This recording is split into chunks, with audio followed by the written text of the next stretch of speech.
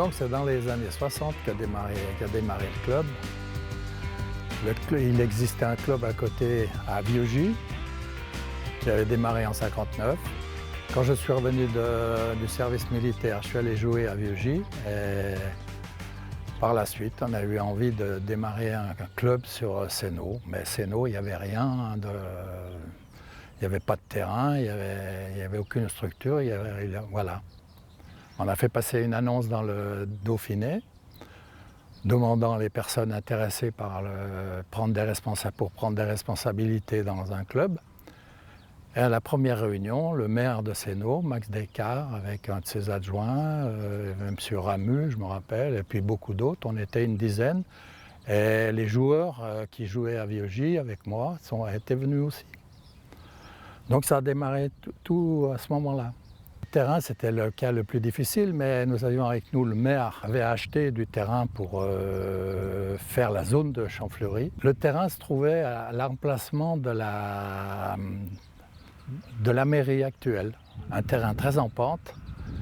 On a démarré à cet endroit-là et après il y a eu un deuxième terrain à l'emplacement de, maintenant c'est Carrefour, voilà. Et il n'y avait pas de vestiaire, il n'y avait pas d'eau, il n'y avait rien du tout. Au début, c'était un peu le camping. Ensuite, on a acheté plutôt un vieux wagon à bestiaux qu'on a amené par camion, qu'on a déposé au bord du terrain. Et la commune nous a amené l'eau. Là, c'était déjà un progrès. Voilà. Donc à cette époque-là, c'était M. Ramu, le président. C'est lui qui a démarré, voilà. Et on était tous des novices, hein, on n'avait pas aucune expérience ni dans les formalités, ni rien. On était des joueurs de foot, mais moi j'avais fait quelques années à Vieugy, mais je n'étais pas un joueur très confirmé. Et on était tous un peu comme ça, c'était assez dur. Des licenciés, au début, il devait y en avoir, la première année, une vingtaine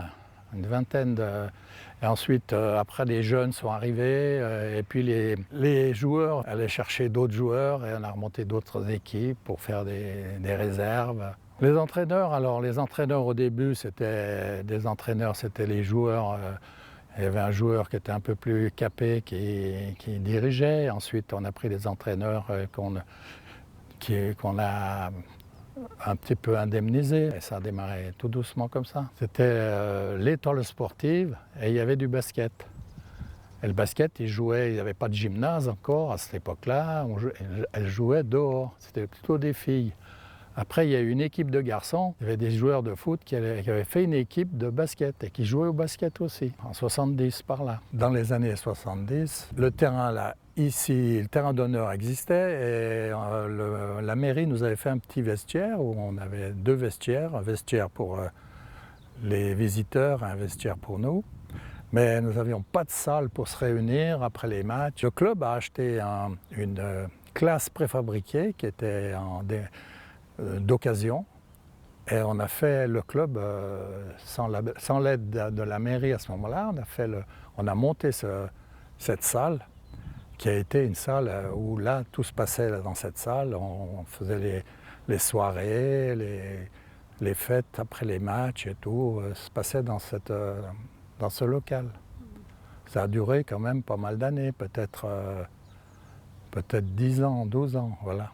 Moi, je dis que c'était fantastique parce qu'on avait tous l'envie d'arriver, et l'envie de faire mieux, de gagner. Avec l'appui de la commune, on a tout de suite senti qu'on avait de l'avenir parce que la commune a mis à notre disposition les terrains. Parce qu'il faut bien dire que la commune, ça a démarré tout à cette époque-là. Champfleury a démarré tout de suite après. La grande évolution de Sénaux, c'était cette époque-là, les années 60. J'ai commencé à l'âge de 6 ans, on commence le foot à 6 ans, donc c'était au début des années 80. Et voilà, c'était tout en bas, là, sur le terrain en herbe, tout petit à 5-6 ans, commencé en débutant, comme tous les footballeurs. 80, c'est les nouveaux vestiaires, hein, fin des années 80, 88. Malheureusement, c'est presque quand j'ai commencé du moins j'ai arrêté en 88, moi, en tant que joueur, pour revenir par la suite. Mais les vieux préfabriqués ont été remplacés par des vestiaires qu'on voit maintenant derrière nous et qui sont quand même d'un autre confort que ce qu'on avait avant. Mais on s'en satisfaisait à l'époque et puis ça ne nous empêchait pas de jouer au foot sur des terrains. Après, je me souviens par contre d'entraîneurs, des noms qui me souviennent comme Michel Corbier, Dédé Chameau, malheureusement disparu, Monsieur Tissot, on l'appelait Monsieur Tissot à l'époque. J'ai appris par la suite qu'il s'appelait Gilbert. Des entraîneurs qui m'ont marqué, Claude Poutz, Jean-Luc Nicolas par la suite. Je suis revenu en 98, quand la France a gagné la Coupe du Monde. Petit à petit, plus en tant que joueur, mais en tant qu'éducateur, dans un premier temps. J'ai été formé par Gilbert Lamarche au tout début, et puis ensuite avec Franck Chauvin, et puis petit à petit j'ai pris mon envol en tant qu'éducateur pour toujours m'occuper des benjamins à l'époque, maintenant des U13, on appelle ça des U13. Et voilà, donc je suis toujours resté dans cette catégorie, parce que c'est un âge où on commence à bien comprendre le football et surtout à bien l'apprendre. Petit à petit, éducateur, on commence un peu à s'intéresser à ce qui se passe dans le club, on commence à connaître un peu les parents, on commence à connaître le fonctionnement du club. Et par ce fait, je suis rentré au comité, comme tout le monde, par la petite porte, en aidant dans mes compétences. Moi, je suis plus chargé dans la communication, donc je faisais tout ce qui était affiche, je m'occupais de certains tournois. Et puis après, les responsabilités sont venues petit à petit. Le bon climat qu'il y avait au club m'a incité à rester. Depuis 1998, je suis membre du comité, donc ça fait quand même quelques années. Et puis par la suite, je suis devenu président en 2012. L'Étoile sportive de Sénot Football a organisé samedi 26 et dimanche 27 mars son 9e tournoi international de la ville de Sénot. En préparation depuis des mois grâce aux efforts tous azimuts du tandem Gilles Faure et Nicole Coster et des bénévoles du club. Cette année, une vingtaine de formations ont foulé pendant 2 jours les pelouses du complexe Max Descartes. Une soixantaine de rencontres planifiées tout au long du week-end auxquelles ont pris part des footballeurs en provenance de Belgique, de Suisse, du Pays de Gex, de Savoie et c'est une nouveauté cette année de Roumanie. Une délégation de sportifs originaires d'Inéou, la ville jumelle roumaine de Sénot, participait pour la première fois au tournoi sénodien. Cette participation est le fruit d'une bonne collaboration entre le comité de jumelage Sénot-Inéou et l'Étoile sportive. Si la même passion, celle du football, a réuni les 400 participants et bénévoles ce week-end de Pâques, la langue française, avec parfois un léger accent, a été l'autre dénominateur commun de ce tournoi francophone. Le club de football L'Étoile sportive de Sénot a organisé samedi 15 et dimanche 16 avril son 10e tournoi international. Cette année, 16 équipes se sont rencontrées au complexe Max Descartes. Des footballeurs en provenance de Belgique, du Pays de Gex, de Savoie et pour la 2e année de Roumanie étaient présents. Donc il y a d'abord les équipes locales, les équipes d'Annecy, les équipes de Vieux-Gy, c'est les habitués. Il y a aussi les équipes de l'Ain avec Pays de Gex et d'Yvonne. Mais il y a également des équipes étrangères avec l'URS Centre qui vient depuis 6 ans chez nous. C'est des fidèles, des équipes fidèles et on s'est lié d'amitié avec eux. Et puis il y a également l'équipe roumaine d'Inéou. C'est une ville jumelée avec Sénot qui vient pour la 2e année consécutive. Tous ont été récompensés par une coupe. Celles du fair play reviennent aux Roumains et à l'équipe de Vieux-Gy. Les Roumains remportent aussi le trophée Jérémy Lafin, une coupe mise en jeu en mémoire de l'ancien jeune joueur du club décédé tragiquement l'été dernier. Une récompense chargée d'émotions, remise en présence du père, de la mère et de l'ami de Jérémy. C'est en Allemagne que l'Étoile sportive de Sénot a décidé de se rendre cette année. Sénot Mag vous résume aujourd'hui leur programme qui ne fut pas de tout repos. À l'honneur, bien évidemment, des matchs de football amicaux organisés pour que nos petits Sénodiens affrontent nos amis allemands. Mais pas seulement, les jeunes footballeurs ont eu l'occasion de découvrir l'entraînement de l'équipe professionnelle de Nuremberg. Alors, les grands événements, c'est l'évolution du club déjà en termes d'infrastructure. C'est le terrain synthétique sur lequel je me trouve actuellement. Clairement un outil que tous les licenciés, aujourd'hui 400 licenciés au club, apprécient. Ils s'entraînent du lundi au vendredi, les matchs ont lieu le samedi et le dimanche sur cet équipement sur lequel on peut jouer par tout temps.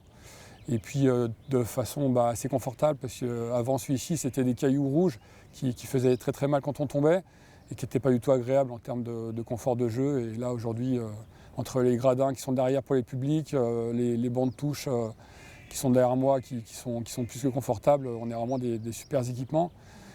On a aussi des terrains en herbe qui sont très très bien entretenus par la ville et voilà, on a la chance d'avoir un site qui est vraiment de qualité. En tant que dirigeant, ça nous enlève déjà un souci parce que des fois on n'ose pas, je suis terrain d'honneur de peur de l'abîmer. Parce qu'on se sent quand même un peu responsable de nos installations, même si ce n'est pas les nôtres. Donc c'est une grande tranquillité d'esprit, je pense, dès que les terrains sont mouillés, on joue là-dessus et tout le monde est vraiment content. Genre, tous les clubs qui viennent, ils sont émerveillés. Alors 2012, c'est l'inauguration du terrain synthétique. Et puis c'est également l'inauguration du terrain Dominique Bévillard, ex-terrain d'honneur, donc le terrain principal du club sur lequel évoluent les équipes Fagnon le dimanche quand le temps le permet. Et c'est une inauguration, ma foi, empreinte de nostalgie, parce que M. Bévillard était un président influent pour le club, qui a fait beaucoup pour le club, qui a fait beaucoup pour la ville. Et c'est vrai que c'était un moment fort avec sa famille, ses proches, et puis tous les gens du club qui avaient tous la plupart de bons souvenirs de M. Bévillard. Papa n'aimait pas les honneurs, mais il aurait été vraiment très fier de donner son nom à ce stade de foot au bord duquel il a passé tant de bon temps. Beaucoup d'émotions dimanche 14 octobre au stade Max Descartes où était inauguré le terrain d'honneur Dominique Bévillard, en présence de Madame le maire, Françoise Camusot, de nombreux élus, des amis et de la famille de Dominique, premier maire adjoint décédé le 23 juillet 2009. Une émotion énorme. C'est difficile de sentir l'absence et d'avoir à organiser quelque chose pour un ami qui n'est plus là. Je crois qu'on est toutes les deux très fiers en fait d'avoir ce stade qui s'appelle maintenant Dominique Bévillard. Très fiers et en même temps c'est un joli souvenir et une belle mémoire. Papa avait passé beaucoup de temps au bord de ce stade, donc on est ravis qu'il y reste encore pour longtemps. Aujourd'hui, le SCNO, c'est 400 licenciés de U7, donc des tout petits qui ont 5-6 ans, jusqu'aux vétérans, dont je fais partie, qui ont entre 40, 47, 50 ans. Donc c'est 400 licenciés, c'est environ 24 équipes, pareil des tout petits aux féminines. On a 2 équipes féminines, on a vraiment une section féminine qui est très dynamique, double tenante du titre de la Coupe de District 2014 et 2013. Et puis on a vraiment un foot féminin qui se développe chez les petits aussi, porté par une commission féminine qui est très active au niveau du club, qui est portée notamment par Gaëlle Bévillard. Il y a encore plein de choses à faire en termes d'encadrement, d'avoir des éducateurs de plus en plus diplômés. On essaie d'avoir des gens formés et qui puissent s'occuper du mieux possible des enfants, puis des plus grands bien sûr, parce qu'il y a du travail. Il y a tout un travail éducatif via le football. Et maintenant, on ne peut plus se permettre de seulement entraîner. On est plus maintenant éducateur qu'entraîneur et c'est qu'il y a un gros travail de formation footballistique, mais aussi éducatif de nos jeunes.